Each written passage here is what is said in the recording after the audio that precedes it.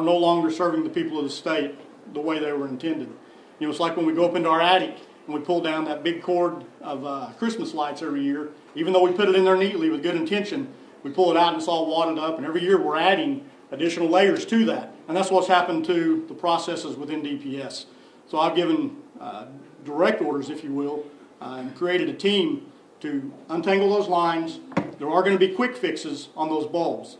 You know, we all know there's always that bulb that's broke. Those are our quick fixes, getting people into the field, dedicating additional resources, keeping offices open later. Those are those quick bulb fixes that we have. But as we look at this tangled web of bureaucracy and Christmas lines, we're going to throw away the old stuff. If it's not working, if it's not serving the people of the state the way it should, we're going to get rid of it. My singular directive as we go through this process is two things. If we make a rule, it has to be a public safety rule, it has to keep people safe, and, not or, and it has to make the processes simpler and easier and faster. We all know, we've all felt it, we've all had to tighten our belts at home. We have been through, it's not a secret, a huge economic downturn, not only in the state of Oklahoma, but in the nation. Our agency felt it just like anybody else. But I am not going to be the guy that stands in front of you or stands in front of the legislature and says money's going to fix this. We do need money. There are some things that only money can do. It provides manpower, provides equipment. But there are things that we can do that are free. Customer service is at the top of that list. Changing the culture of our employees and how we do business. Adjusting those rules that I spoke about to make things simpler and easier to be assessed. One thing, again, I'll go back to that. There has to be a foundation of treating people right. You don't hear very often, in fact I'm not sure if I've ever heard it, that folks that need something from a state agency are considered customers. That's changing. These are our customers. If someone's paying money to get a product, they have an expectation of timeliness, of efficiency. They are our customers, and I'm going to treat them exactly like that. I've actually reached out to some well-known corporations that are either Oklahoma-based or have a strong presence in Oklahoma that are known nationally for their customer service. We're going to get our folks trained up. From my office down to the newest employee, we're going to ensure that we get that type of training. Those companies I'm talking about aren't successful because they treat people poorly. They're successful because they treat people well. And that's exactly what I intend to do with the Department of Public Safety. The monies we're utilizing are taxpayer dollars. And the expectation, I have the expectation, that that money be spent not only prudently, but in the best manner possible, again, to provide the service that we have to offer. Like I said earlier, we've created a team on the DPS side of the house, on the DL side of the house, to identify these problems. We're working through it. We've already hired 11 new examiners who are in school right now. They'll be out at the end of the month. We'll be pushing them out to the field. Some will be coming up in this area. And then we have another class scheduled after that for another 8 additional examiners. Once I get them hired, and this is some of the bureaucracy that I spoke of, those folks, those positions were actually funded and budgeted. Yet the previous administration, for whatever reason, I can't speak for them, didn't fill those positions. I'm sure it wasn't ill-intended, they just didn't. I did, and so we're pushing those folks out to the field within the next couple of 3 weeks, that first batch. Talking on the money side again, and I've watched closely the ODOT 8-year plan and how it works. I'm going to go in front of our legislature this next session with a 5-year plan on how to fix our DL division. I'm also going to go with a 5-year plan on the highway patrol side as well to get our manpower up there, but I will have a 5-year plan in place that is not dissimilar to ODOT's 8-year construction plan to fix the issue we have. Now, again, big picture IT, you guys saw it the other day when our systems crashed.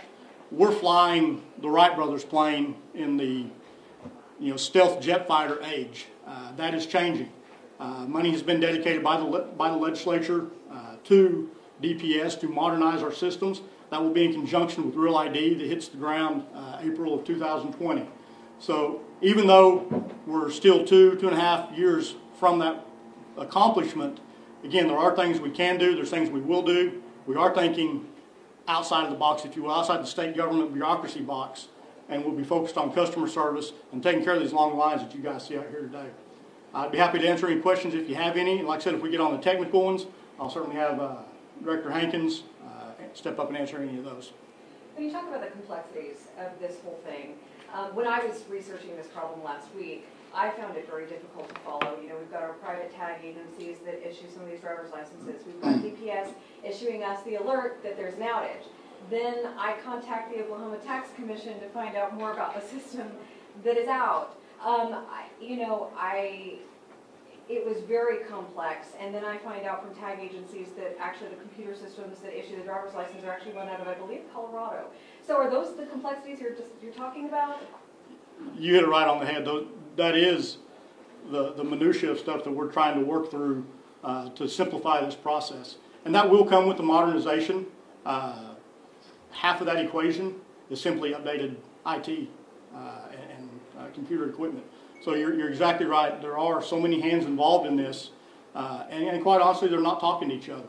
And that's part of my resolution that I talked about on the public information side, was to make sure we're all on the same sheet of paper. We're pushing that message out instantly and not waiting for folks to guess. I mean, we're in the information age. There's folks that know things that's going on with my agency before we know it, and they're sending video to the news before we're even finding out about it. So we've got to speed up our processes there and get out ahead of that curve. So you're exactly right. Any other questions?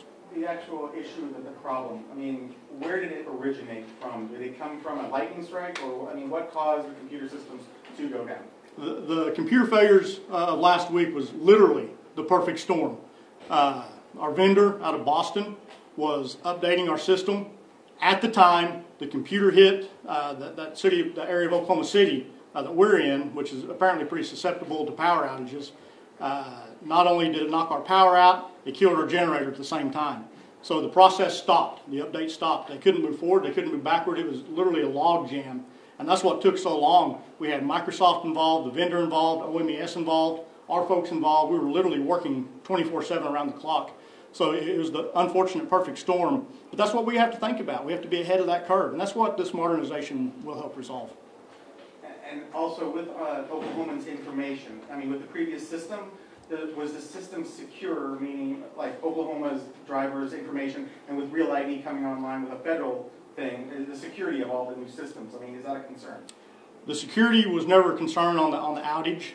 There are, within OMES, there are systems set up to protect that and secure that, and I think we've heard time and time again, they may be one of the best in the nation at what they do. So the security of people's private, personal information was never a concern, and will not be as we go through this process. That will always be a top priority. I'd like to clarify something just before. When we were talking about this outage, OLETs got brought up. Of course, OLETs, that's how law enforcement runs your plates, sees your driver's license, sees who you are before they're pulling you over, which is obviously very important for officer safety. How does the driver's license system affect OLETs when it's down? Is that something where if an officer pulls you over, if the driver's license system is down, it issues driver's license and has that information, does that mean that the officer cannot see your information in their system, even though they're going through OLETs? If you don't mind, I'll let Director Hankins answer that. No, that is technical, but that's why I brought him. And I'm not involved in the OLEDs part of it, but how it works is two separate systems that go into one hub to pull the information out. So as long as the driver license servers are still up and OLEDs goes down or vice versa, they shouldn't be affected. But in this case, I think it affected everything because it was all in our agency's servers. And so you emphasize safety a lot. That's a huge safety issue. Absolutely it is. Absolutely it is. And that goes back to that Wright Brothers plane that we're flying right now. You said some of the early fixes are keeping offices open later, adding additional help.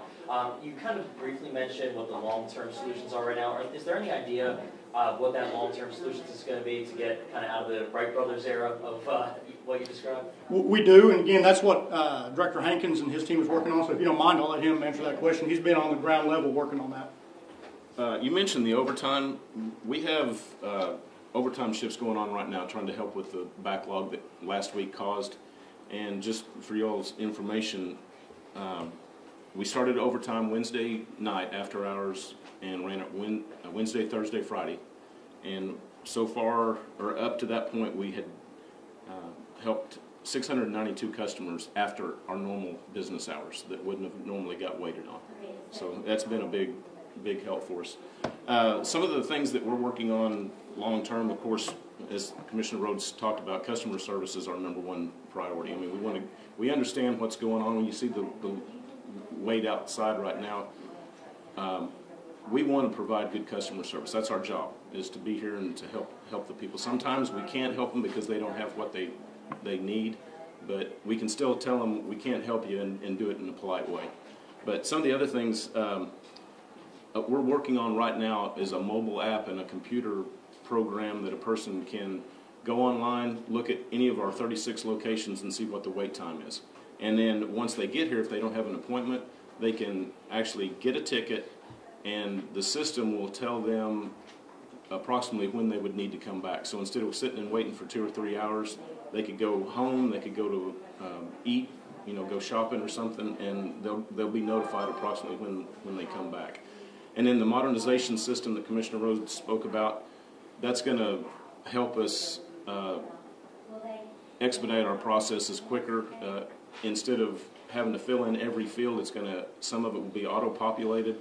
We're working on some long-range goals of doing online applications where somebody can sit at home, fill out some of the minimal information, and when they get to our office, it will already be there and speed up the process that way. So we are working on a lot of things. Again, we understand the public's frustration and the long wait times, but we're working to fill these vacant positions that we have, and once we get those done, I think it's going to go a long way to help. How many vacant positions are there again? Right now, we have a total of 29. We're working on filling the funded 8 positions. So, and this facility here is supposed to have 9 examiners, and we have 3 working inside and 1 outside giving drive tests, so we only have 4 people here today. So that impacts us a lot when we're down that much, but we're trying to work through it and provide the best service that we can with the numbers that we have. And all these numbers you were just giving us, those are statewide, or is it in the That's statewide, that's yes. all statewide. Yes, that's it. The majority of them, of course, is in Oklahoma City and the Tulsa metro areas, but even if we had a few offices that sent me an email that said, we only did 1 or 2, well, that's 1 or 2 people that we were able to take care of that we wouldn't be normally able to take care of, so I'm sure that helped.